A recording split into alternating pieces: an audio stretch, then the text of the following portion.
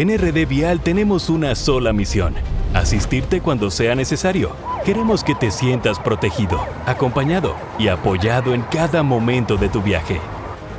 Recuerda tomar las medidas preventivas necesarias para tu viaje. En RD Vial, vamos a paso seguro.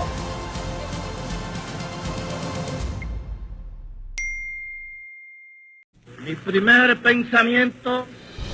La televisión cambió y nosotros fuimos los primeros en dar el paso. Nosotros tenemos la mayor reserva de oro de toda esta región. Yo creo que aquí hay que alertar a todos los sectores de la sociedad. El Nuevo Diario TV, primer canal totalmente digital de la República Dominicana.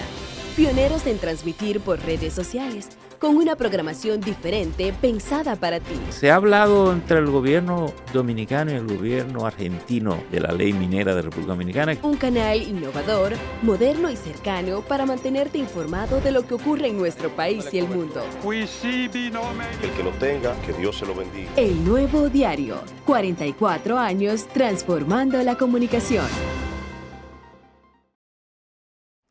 Muy buenas tardes a todos. Les damos, señores, como siempre, la más cordial bienvenida a su programa con la doctora Controversia. Somos controversia, salud, humor, deportes, arte, política y muchísimas cosas más. Bueno, mis amores, hoy es viernes y hoy vamos a tratar un tema delicado, complejo. Nos vamos al mundo de la trata de personas.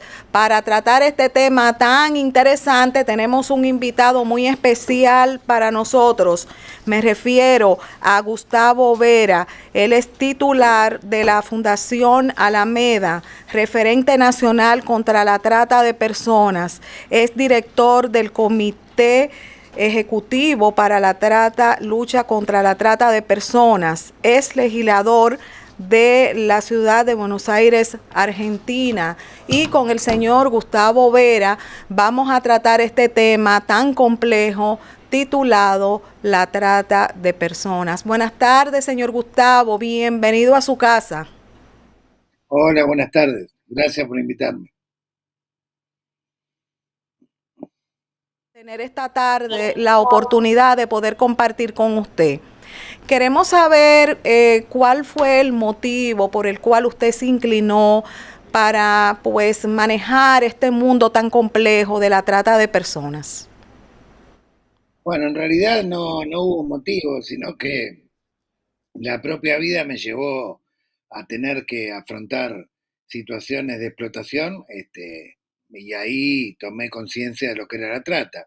Yo provengo del mundo social comunitario, cuando fue la crisis del 2001 en la Argentina, a través de la cual hubo 5 presidentes en una semana, se formaron muchas asambleas en los barrios y en esas asambleas se practicaban mucha solidaridad, como comedores, ollas populares, clubes del trueque, asistencia a los más desprotegidos, y ahí interactuábamos los vecinos de cada barrio, de cada localidad, con las personas que estaban en situación de mayor vulnerabilidad.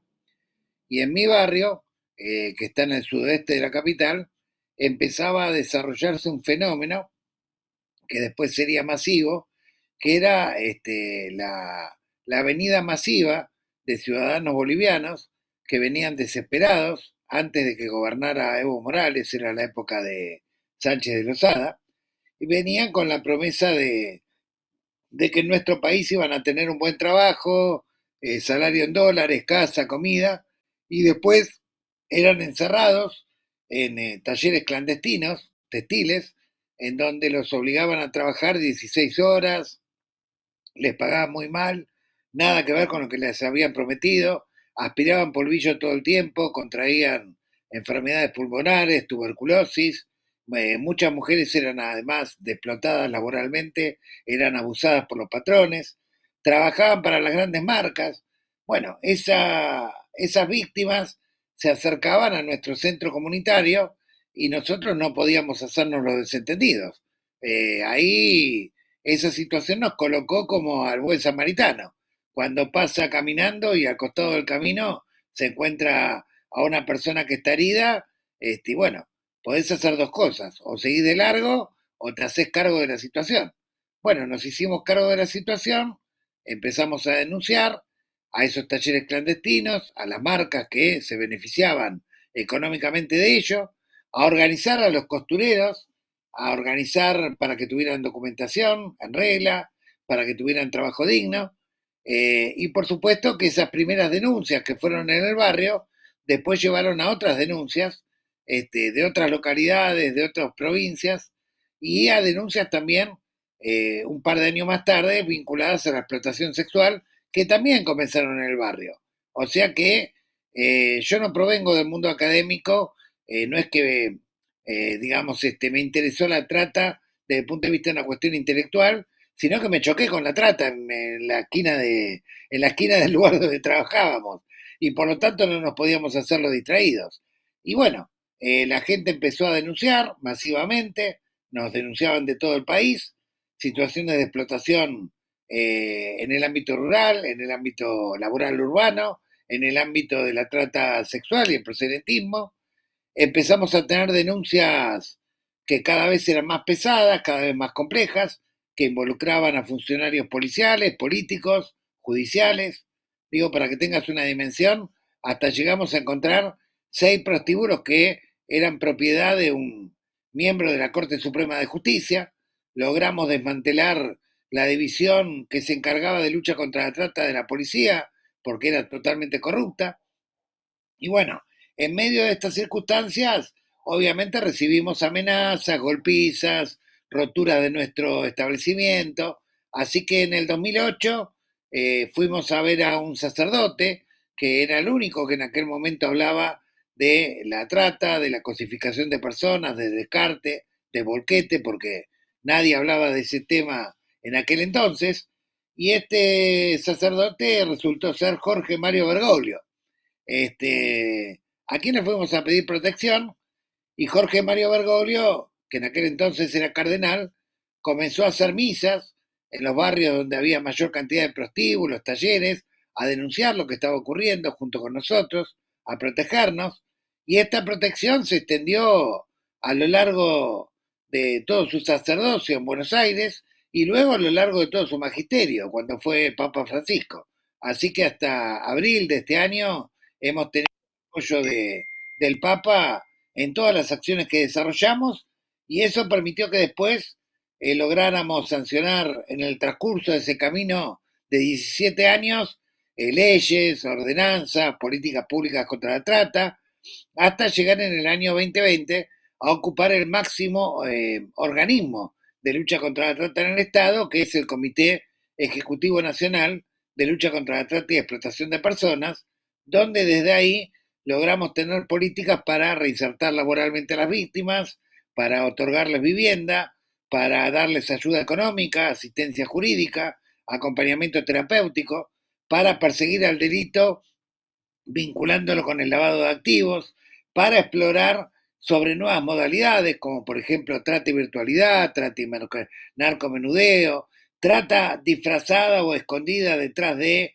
sectas pseudo religiosas, en fin, diferentes modalidades que fuimos descubriendo y que fuimos combatiendo a lo largo de estos años, pero indiscutiblemente la vida nos llevó a tener que afrontar como misión la lucha contra la trata, y después el pueblo nos fue empujando con las denuncias y con la confianza que nos dio, y por supuesto que si hemos llegado hasta aquí, hasta el 2025 vivos, es gracias al acompañamiento permanente y la lealtad incondicional que tuvimos de Jorge Bergoglio y luego el Papa Francisco, que además instaló el tema en la agenda mundial, ¿no?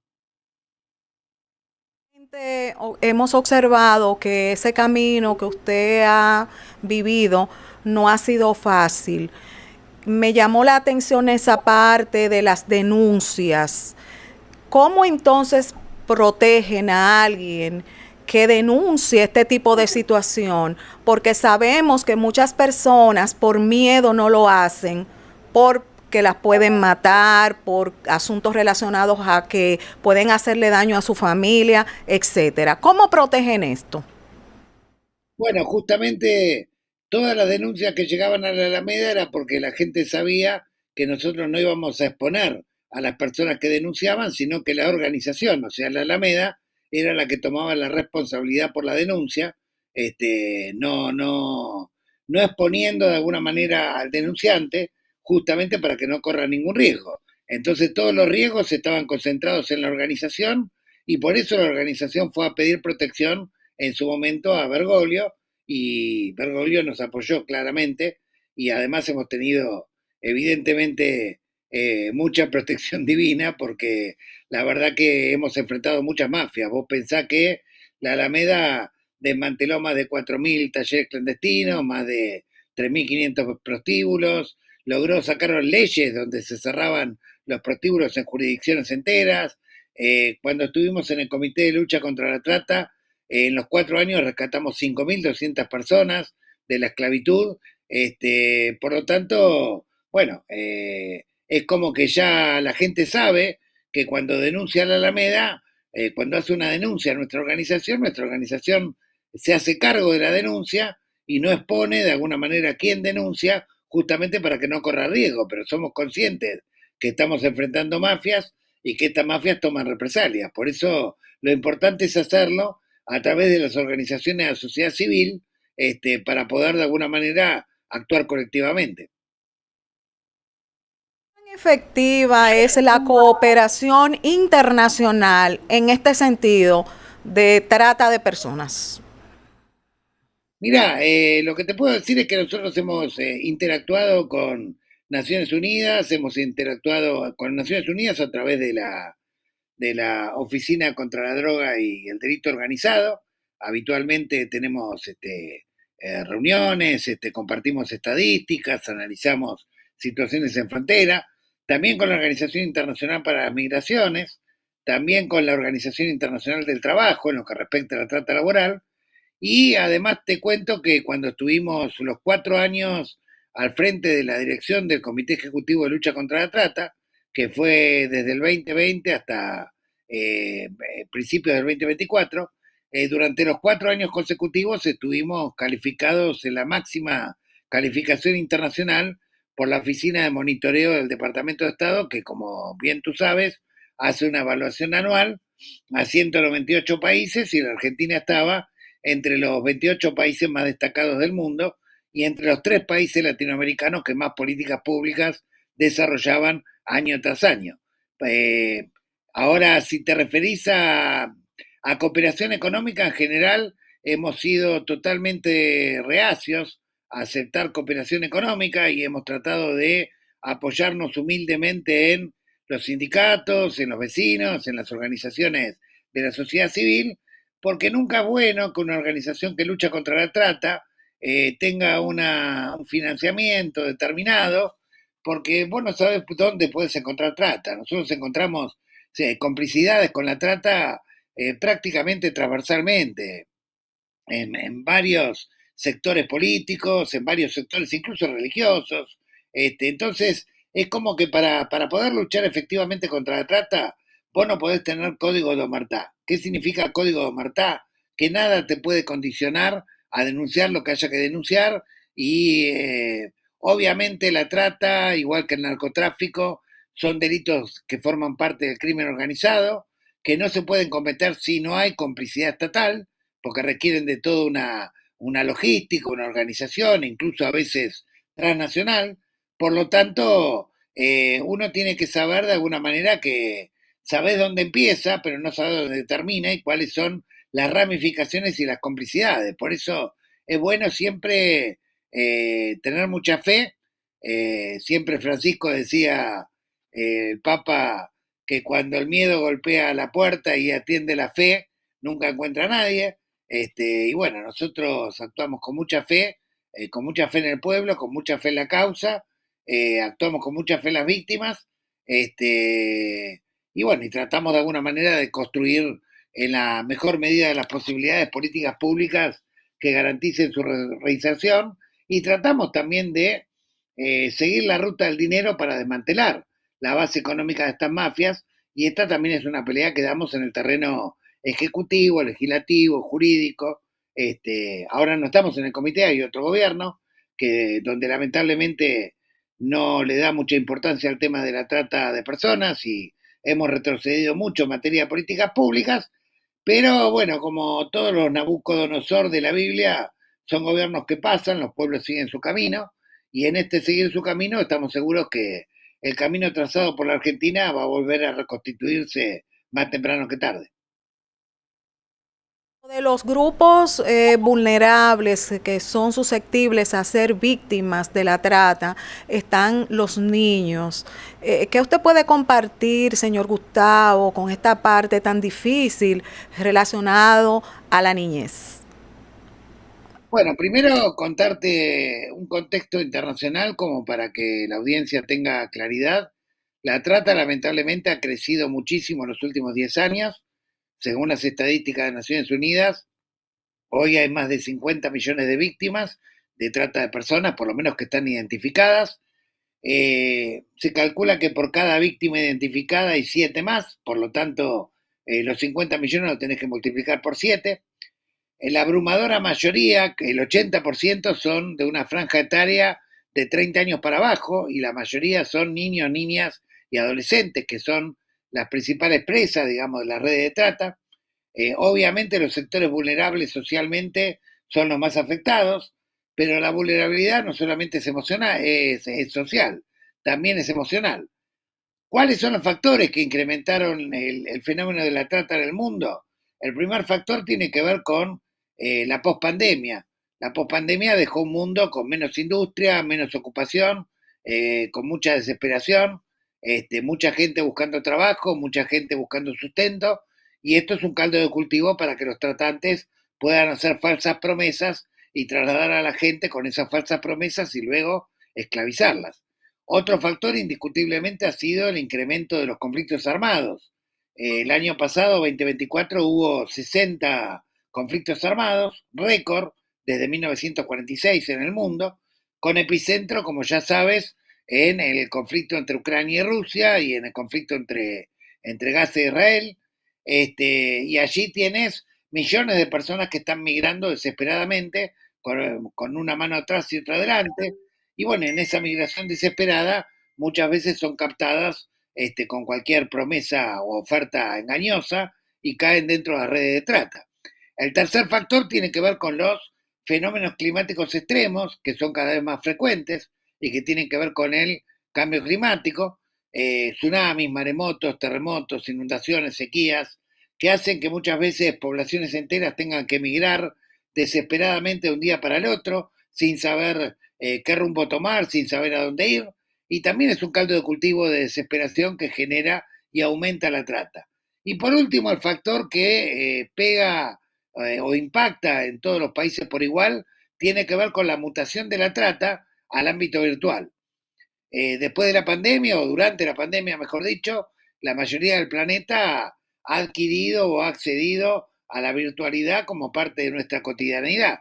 Hoy todos y todas usamos celulares, computadoras, nos comunicamos, interactuamos social, laboral, familiarmente, a través de la virtualidad. La virtualidad forma parte de nuestra vida cotidiana y el crimen organizado ha mutado al ámbito de la virtualidad sabiendo esto y ahora operan desde lugares remotos, desde lugares más opacos, buscando ofertar, reclutar, captar, pactar traslados. O sea, la trata hoy está masivamente mutando al ámbito virtual y por eso es muy importante el trabajo preventivo que se puede hacer en las escuelas, fundamentalmente con niños, niñas y adolescentes, porque muchos niños, niñas y adolescentes que accedieron al mundo virtual, quizás muchos de sus padres o su contexto social o familiar no tenían una cultura digital, por lo tanto no tienen una idea del uso responsable de las redes sociales y muchas veces caen víctimas de engaños, extorsiones, estafas, y hoy hay explotación sexual virtual inclusive, en importante escala, y hay algunos países que ya están tomando medidas para combatirla, como Suecia, España, China, entiendo que también Francia, y otros países lo están debatiendo, digamos, porque no está legislado, pero hoy hay, por ejemplo, explotación sexual por cuenta ajena, sin contacto físico entre la víctima y el verdugo.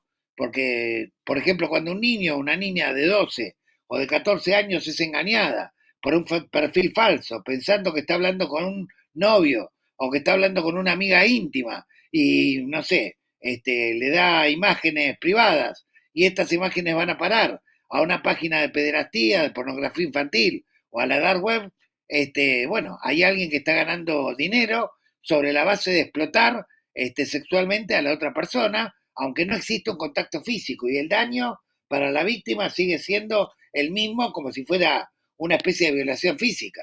Por lo tanto, obviamente urge a los países abordar estos temas y actualizar las legislaciones, porque hoy la trata opera mucho en el ámbito virtual. Señor Gustavo, ¿qué impacto tiene la corrupción de autoridades en lo que sería el mantener de manera perpetua la trata de personas en el mundo? Bueno, la trata junto con el narcotráfico y el tráfico de armas son los 3 delitos más rentables a escala mundial. En el caso de la trata, tiene una ganancia anual de 350.000 millones de dólares, así que fíjate que manejan muchísimo dinero. Con esto financian campañas, con esto corrompen políticos, con esto corrompen fuerzas policiales, fuerzas estatales. Por eso, para combatir la trata desde el Estado, es indispensable que existan controles cruzados. ¿Qué significa controles cruzados? Que todos somos buenos, pero si nos controlamos vamos a ser mejores. O sea que hay que trabajar en red, hay que trabajar de manera interministerial, interinstitucional, con múltiples controles, de manera tal de que no quede, digamos, solamente un sector abocado a la lucha contra la trata, porque si solamente hay un sector, es fácilmente corrompible. Por lo tanto, para evitar justamente la corrupción, es por la que hay que hacer participar a múltiples sectores e inclusive involucrar a la sociedad civil. ¿Considera usted que es una forma de esclavitud moderna? ¿Qué opina? Es una forma de esclavitud, lo llaman de esclavitud moderna, pero en realidad es una esclavitud que tiene muchísimos años.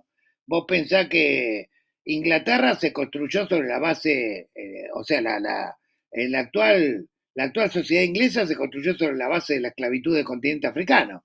O vos pensás, por ejemplo, que Europa logró su actual civilización sobre la base de 300 años o 500 años de explotación con la mita, con el yanaconago, con distintas tácticas de servidumbre a los pueblos originarios de América Latina.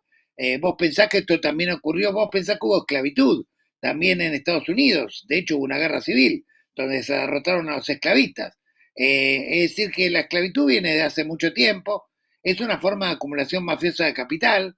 Hasta hace poco, inclusive, hasta el año 2000, se hablaba de trata de blancas. ¿Y sabes por qué se hablaba de trata de blancas? Porque era solamente trata cuando había esclavitud de personas blancas, porque la trata de negros estaba todavía consentida. Vos pensás que el apartheid, por ejemplo, se derrumbó recién en 1994 y había colonias en África donde todavía persistían situaciones de esclavitud que eran absolutamente legales.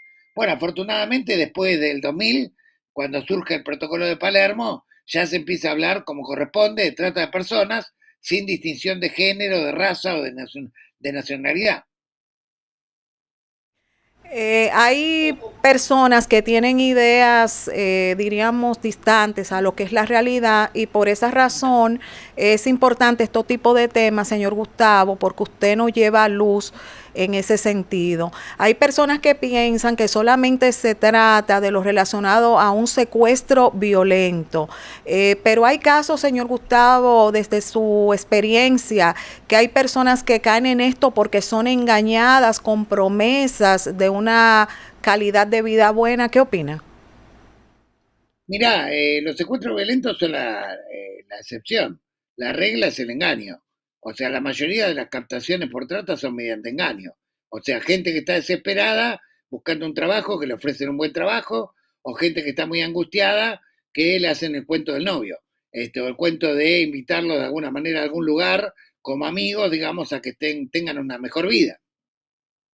Habitualmente, digamos, la trata opera sobre el engaño más que sobre la violencia. Y cuando se trata de la trata 2.0, o sea, la trata operando virtualmente, muchas veces ocurre que las víctimas no solamente se las engaña, sino que además se les transfiere electrónicamente el pasaje y viajan ellas solas al infierno sin nadie que las acompañe. Es decir que la trata lo que hace es manipular la vulnerabilidad humana, fundamentalmente la social, pero también la emocional. ¿Cómo darnos cuenta de que alguien está siendo susceptible de esta situación? Bueno, te das cuenta, obviamente, porque si se trata de captación por la vía virtual, que es la más frecuente en estos tiempos contemporáneos, bueno, empieza a hablar o a ocultar, digamos, contactos extraños que tiene, contactos de personas con las que nunca había hablado, trata de ocultárselo a su familia, trata de ocultárselo a su entorno, porque el propio perfil falso le sugiere que mantengan la conversación en privado, que la mantengan en la intimidad, y empezás a notar actitudes raras, ¿no? Se van aislando. Por ejemplo, el otro día, hace 2 semanas, una niña que cumplió 18 años, le dijo a la madre que iba a ver una amiga y desapareció y se fue a Chile.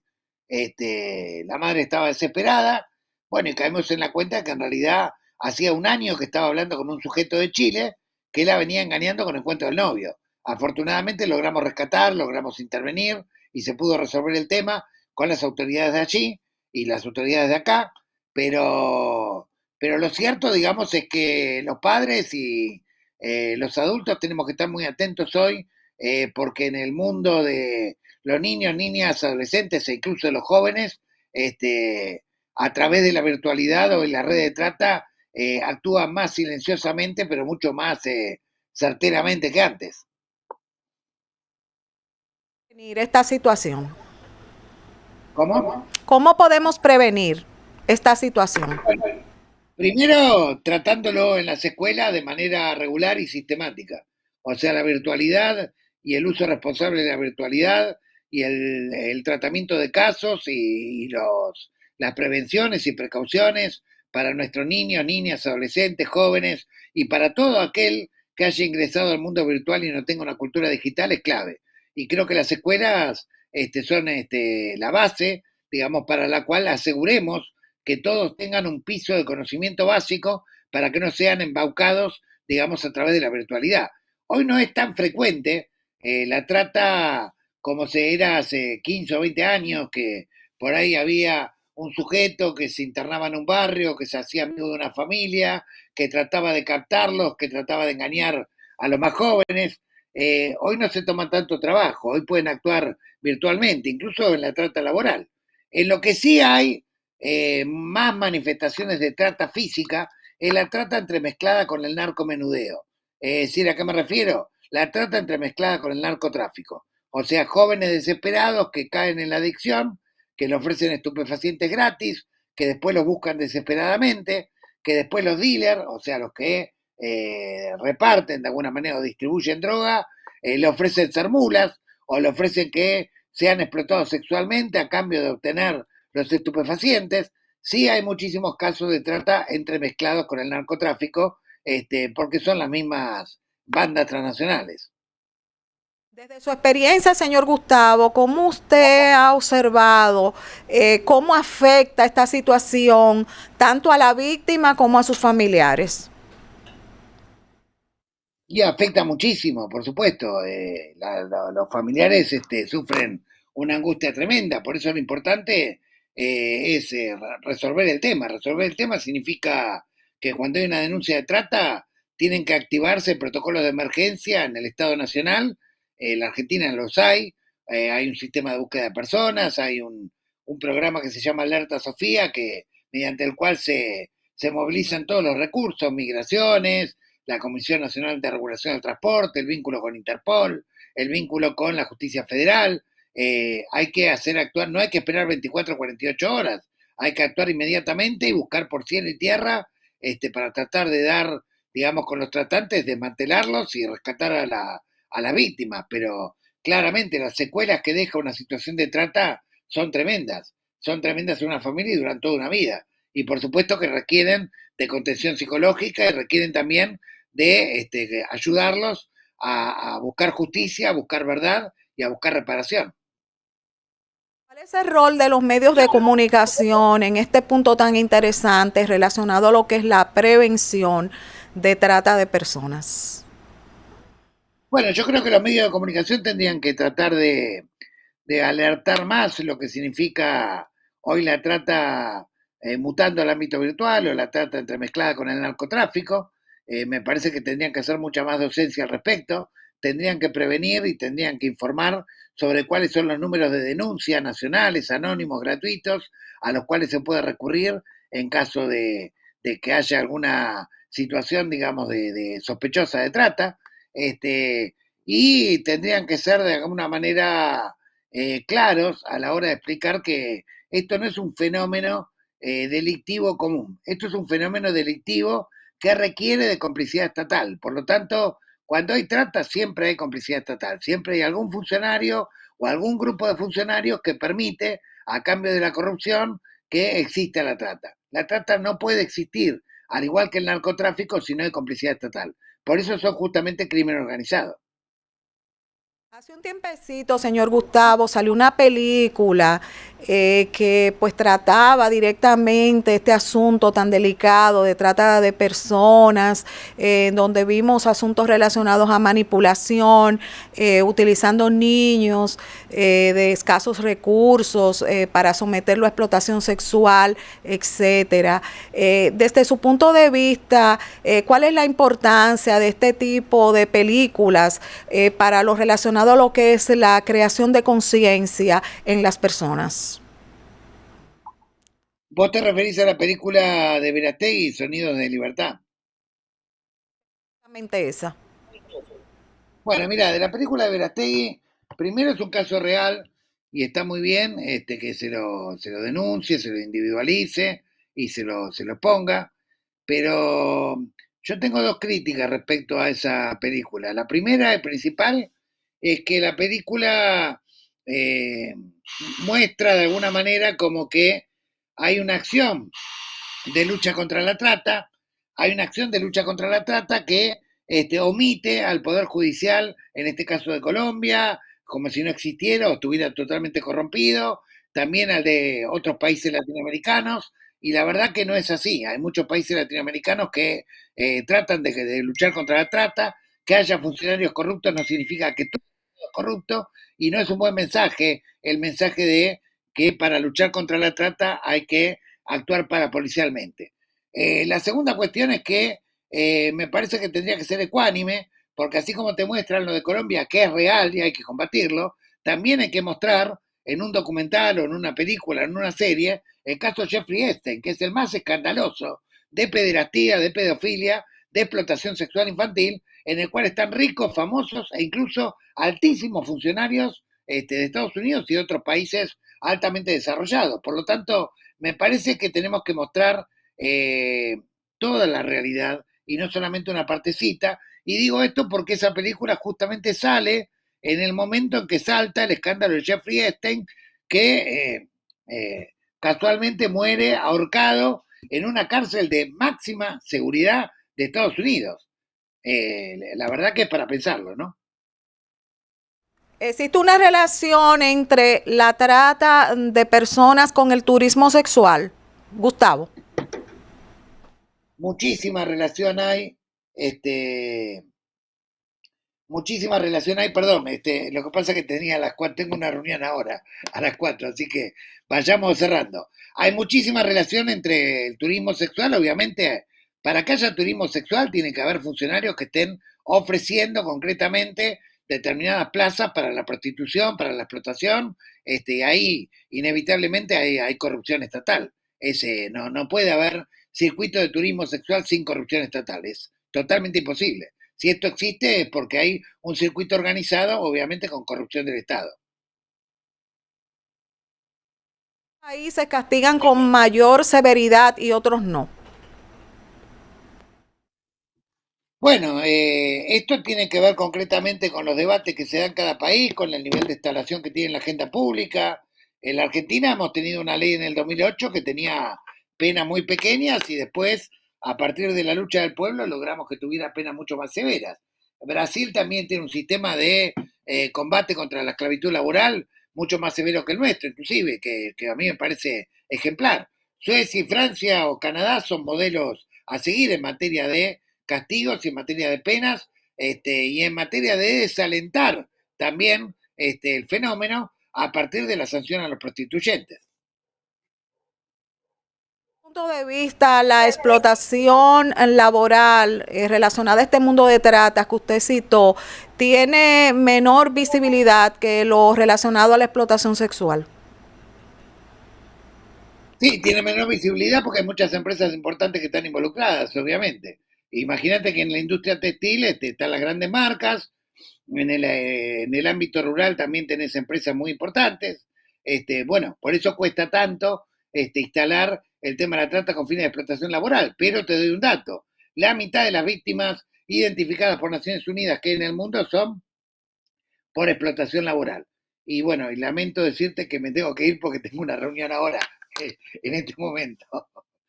Final sobre este tema tan interesante, señor Gustavo. Sí. ¿Cómo me decías? Consejo final sobre este tema tan interesante, señor Gustavo.